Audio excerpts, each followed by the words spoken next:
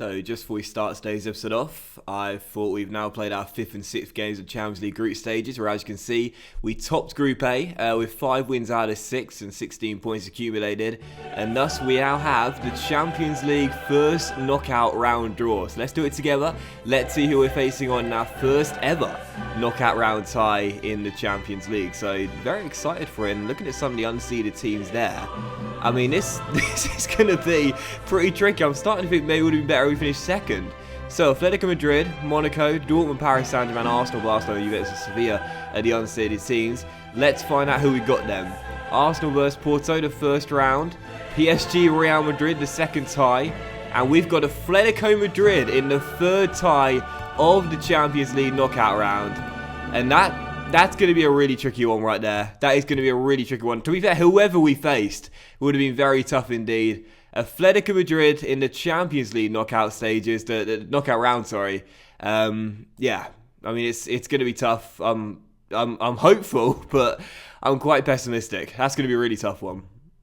Hey, what's going on, guys, and welcome back to another episode in my Football Manager series. This is episode number 84, and today we are returning with a North London doubleheader either side of Christmas, as we take on Arsenal, then Spurs, both at Craven Cottage. Before we play the games, though, shall we be getting on off camera? So, of course, in the last episode, you saw our 1-1 draw at home to Borussia Dortmund and our 2-1 loss away at the Etihad Stadium against Manchester City. During this tough run of fixtures, I knew we wouldn't pick up that many points. So after this little patch ended, we needed to respond, and after playing 8 games off camera, as you can see, we've done just that, undefeated in the 8 games and winning 5 of them as well. We started with victory 2, that came at home to Liverpool by 2-0.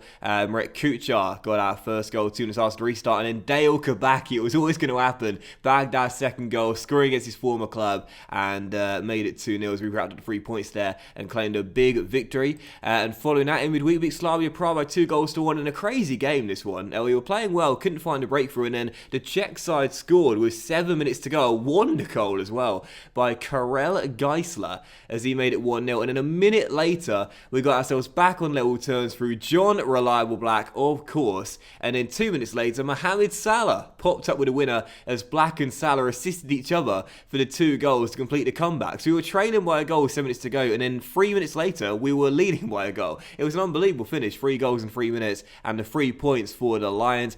Following that, a 1-1 draw away at Turf Moor against Burnley. We conceded 31 minutes in, and then 2 minutes later Kabaki scored once again, and in this run as well, as you'll see through the highlights, he's been on fire, Kabaki. Another goal there as he made it 1-1 and we claimed ourselves a point. And after that, a 3-0 victory back at Craven Cottage against Newcastle. Benker bagged 2 goals in this game, got us up and underway 22 minutes in, making it 1-0. Then Kabaki scored again just past the hour mark to make it 2-0, and there was 7 minutes to go. Benker made it 3-0 in a very convincing win there against the Magpies. And our final Champions League group game, of course, you know now who will be taking on the knockout stages. That's Atletico Madrid. Our final group game that guaranteed top spot was a win away in Russia against Zenit St. Petersburg. We were 2 goals up, actually, 20 minutes in, and then we threw it away 15 minutes later. Salah and Temperini got our goals, and then Miranchuk, who you might remember from Aston Villa career mode, made it 2-1, and then Kevin Volland made it 2-2 from the spot. But after the restart, 5 minutes from the kickoff, Marek Kuchar made it 3-2, put us in front, and also scored our 4th goal as well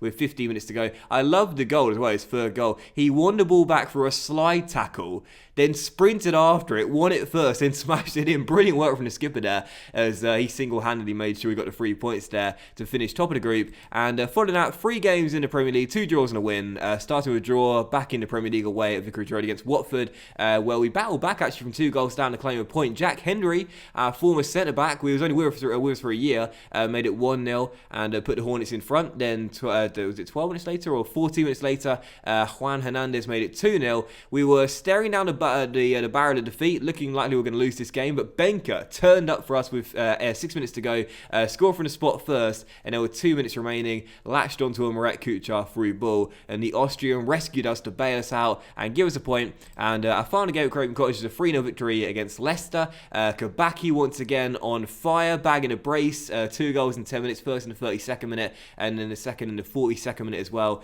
He's been unbelievable in these past few weeks.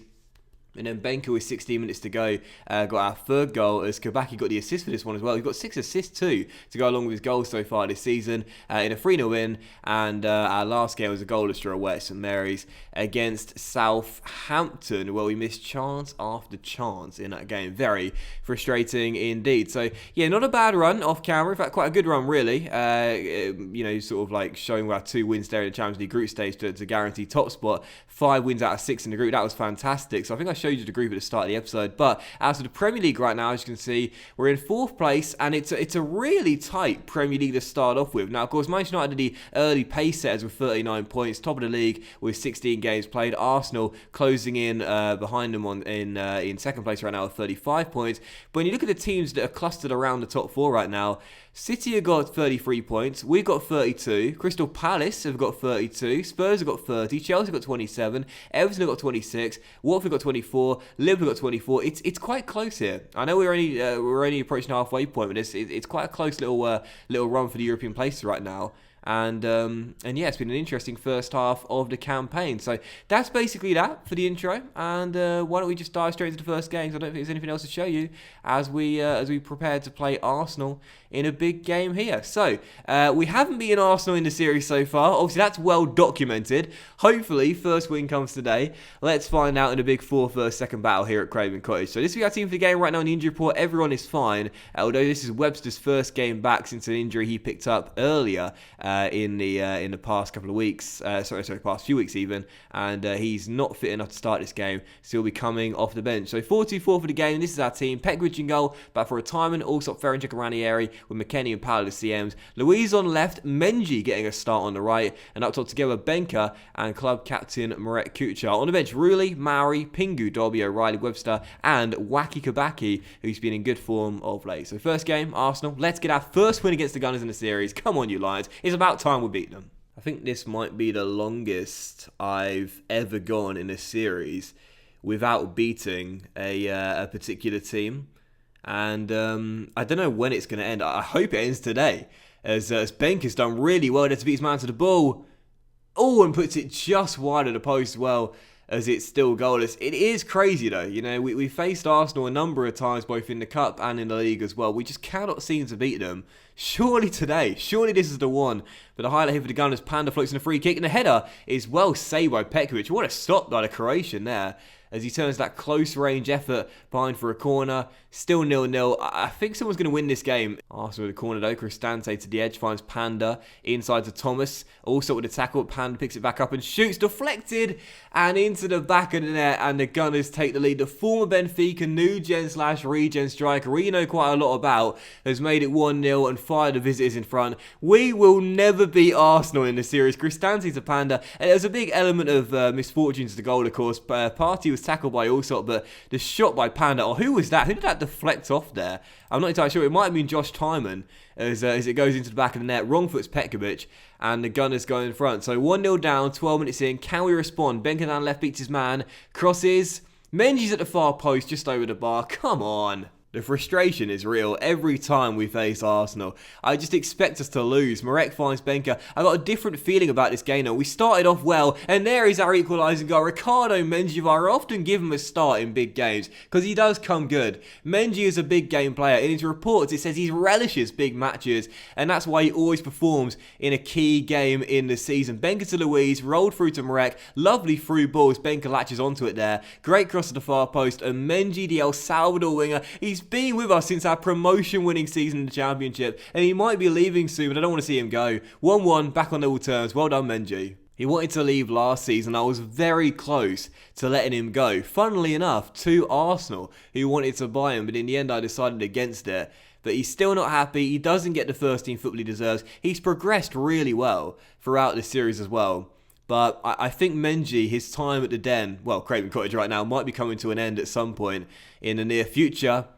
as Ferencek should have made it 2-1, somehow heads over from about 2 yards there, and we're still tied at 1-1. If this isn't the game where we finally notch up a win against Arsenal, we'll never do it. We've had the chance in the first half. We should be in front, but it's still tied at 1-1. I'll say to the boys, I'm going to say it's time for everyone to dig in and give everything you've got left tonight. We deserve to win this match, so let's go and do it. Second half to come. Come on, lads. Let's get that first win. A draw would not be a bad result against a side who, of course, we have a horrendously poor record against and are above us in the table, but I want us to beat them just once, please. Long ball by Luiz is cut out, and Arsenal get the ball back on the ground with Jeremy Pietz on the ball, and he is tackled by McKennie. Menji's first to the loose ball, and now a chance on the break here. Right, give it him back. There we go, down the right. First time ball towards Benker, cut out by Holding, and Lucas, the goalkeeper, launched it long. Come on, I'm sure someone's going to win this game, but around the area he's on a booking. It's just gone up for an aerial duel, lost out, impeded his man, and I'm pretty confident that's going to be a second yellow card, and we haven't had a red card in quite a while, so we were overdue for one, and there we are. Around the area, the youngster is off, we're down to 10 men, and now what are we going to do? We don't have a backup right back, either in the first 11 or on the bench. You know, even someone that can play in that position awkwardly. No one knows how to play that role. So what we're going to have to do here is take off one of our front men. And I think I'm going to sacrifice the captain. Marek's going to come off. We'll operate him on the right wing-back side. And we'll bring on... Do you know what? Let's go bold here. Clinton Webster. Starting a right wing-back. It makes no sense whatsoever. But if we go forward, Webster and Menji down that right-hand side could be a very, very tough little duo to stop. So we're going to go for the win. Half an hour to go. It's a winger coming on at fullback. Let's see how he gets on. This is such a bold strategy because Webster does not have any good defensive stats at all. We're literally just operating him out there to be a secondary winger and join Menji down the right-hand side. But this is what we want to see, though. Those two linking up here down his flank. Across the middle. Benker is there. And we're in front, but the lino's not moving, so I can already tell the goal's going to be disallowed for offside. You can always tell in FM those linos hold their runs. And the goal is correctly ruled out. So still 1-1, 10 minutes to go. Can we find a winner? 3.5 minutes to go. Casey Palmer on the ball, launched it long towards Panda. Allsop heads it away. And Menji just about beat Kristantis to the ball. Well done. And Webster, great ball. Benker. Oh, it's saved by Lucas. The best chance we'll get to beat Arsenal in the series. And Julian Benker, I thought he'd come good. Menji's corner, headed away. And oh, don't let Arsenal win the game. Oh, Benker scores. It's the luckiest goal I think we've scored in FM history. But Julian Benker has surely won it for us with 10 seconds of normal time to go. I thought if it's not today, it's never going to happen, is it? Menji blocks Kristante's clearance. It deflects off the El Salvador winger straight to Benker, who puts it in the near post. 2-1. Two really fortunate goals today. One for the Gunners, one for us as well. Their deflected goal and then the deflected clearance that results in a goal which Benker turns in. 2-1. And that should do it. And there it is. I am fist pumping in my living room right now because finally we've beaten Arsenal for the first time in the series. I had a good feeling about this game as well. I really did. We've been on a good run of form. I thought if not now, then never. And we've got the 3 points. So I'll say to the boys, well done, lads. That was a good win for us. Everyone is delighted. And for Benker, coming good with a late winner. He missed a sitter a few minutes ago. Great to see him make amends. But Menji, I thought, was absolutely brilliant in this game. And again, this is why he does get a reward with starts every now and then in key games. 2-1 the final score. Big win there against the Gunners. And that means he cut the gap to Manchester United to just 4 points. And Arsenal to goal difference as well. Massive victory at Craven Cottage. Well done, lads. To do that with 10 men as well. That is a brilliant, brilliant victory. That's an excellent victory. I did not think we would get the win when Ranieri went off, but we just kept attacking. We didn't sit back and look to claim the point. I was bold. I wanted to go for the winner, and we got it. I'll show you what I mean about Menji as well right now. He's still unhappy. He wanted to leave the club last season. I could have let him go, and I could have got a decent amount of money for him as well from Arsenal. I think it was Inter, the other club going for him. He is valued at £33 million. We could make a decent amount of money on the guy if a bid comes in this January window, which we're just a week away from. But I don't want to see this guy go, man. I really don't. He doesn't play that many games for us, particularly now in the Premier League. But he relishes big matches. See what I mean? He comes good in those big games. The fans like the player as well. He was one of those players we bought in for our Championship promotion season. I'd be gutted to let him go, but sometimes you just got to let them go for the good of their careers. I think Menji's almost done. If he doesn't leave in January, he'll probably leave in the summer. And a bit of bad news heading into the Spurs game. John Black out for 5 to 6 weeks with some knee ligament damage. Shame too as well, because he right now is going to get a bit of first team football. I should say would have got a bit of first team football due to so many games coming in late December and early January, but instead we won't see him until February at this rate. But anyway, second game of today's episode, going to dive into it. It's Spurs here at Craven Cottage as we look to make it back-to-back victories and continue what has been a very nice undefeated run. And I think as well, if we get at least a point in this game, that'll be 10 games undefeated. 1, 2, 3, 4, 5, 6, 7, 8, 9. So yeah, let's get into double digits in our undefeated run and get a big result here at home to Spurs. So for the team, we're going to go with the same lineup, but 2 changes to the team. Obviously, Ranieri missing out for his suspension, and also at top as well, going to make 1 change to our duo as well. So 44, of course, Pekovic in goal for a time, and also Ferencik and Bree stepping in for Ranieri, not Webster. There was slight temptation picking the lineup, but no, I'm not going to do it. Bree will start right back, and McKennie and Paolo our CMs. Louise and Menji start on the wings. Menji keeps his place in the first team on that right side, not together. Benker and Kabaki is going to come in as well for Marek Kuchar. And on the bench, Ruli, Maori, Pingu, Dobby, O'Reilly, Webster, and also the skipper, Marek, as well. So second game Spurs, let's get another win and cut the gap on United just 1 point. Let's do it, come on. I don't really seriously consider us to be in a title race this season, despite the fact we're not that far off. Oh, I switched off some players in the pre-match team talk. Never a good sign. But, we could be. We could be. It's one of those where you don't want it. You sort of want to downplay it for as long as you possibly can before eventually you concede. Yeah, you are in a title race. It's like when Leicester won the championship back in 2015-2016 season, and Claudio Ranieri, week after week after week, was always saying to the media, we just need to get to 40 points. That's not his accent. That was terrible. But we just need to get to 40 points. Premier League stays most important, and then it became about mid-table, and then it became about European qualification. And eventually, as the Spurs have got in front of 15 minutes in, then you start saying, actually, we could go for the title this season. But Spurs already up by a goal 15 minutes in. And we said Spurs last season, they weren't going to struggle this year. I said it was a fluke last season. Last year, of course, were in the relegation zone for a large percentage of the season. Then they clawed their way out of it and were safe going into the final day. But we knew Spurs this season would have a much better campaign. If they beat us, they'll overtake us in the top 4. So a bad start here, we've got to respond. So that has got to be the worst Claudio Ranieri impression you've ever heard. Still 1-0 down heading to the break, and this is really strange. We played so well against Arsenal, created a lot of chances, but here against Spurs this afternoon, we've done nothing. And as we still trail by 1, it's not exactly been a good first half for us, but maybe a chance here to get back on level terms. Benker sent down left-hand side, beats his man, crosses. There is Kabaki at the far post, and that is why I signed this guy to the club. Reliable goal scorer. He proved that throughout his career with Liverpool. I think it was Middlesbrough came from before that. He just gets goals. He's really, really consistent. Like, that might have been a foul there, actually, by Timon towards Adamson. Might have got away with that one, but Benker down left, crosses the ball in, 42-43, and Kabaki would have finished, puts us back on level terms. Well done, Dale. I have to say, I actually thought Josh Timon committed a foul there on Adamson.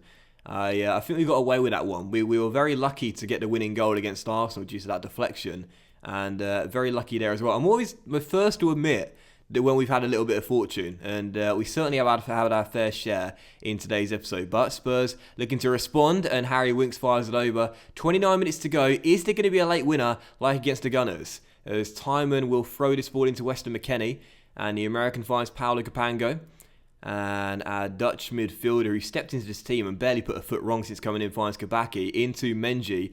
And Menji to McKennie, working the ball around nicely here. Louise on the ball, crosses. Benker's at the far post, in off the crossbar. And Julian Benker sees us turn the game on its head. Great work from Louise down the left-hand side to beat his man for pace, whipping the cross. And there is the Austrian with the finish to put us in front for the first time today. Menji to McKennie. I love the way he worked that ball there, from left to right, back from right to left. Louise with the cross, Benker with the header. Couldn't miss from that angle. 2-1, come on. When you're 2 yards from goal, you can't really be missing the target from there. Benker didn't. We're back in front, but Spurs looking to get back on level terms. And James Bree off the line gets it away and behind for a throw. And that's why he's in for Clinton Webster, as it's still 2-1. 20 minutes to go. Can we hang on? I have to say, 2 excellent games today.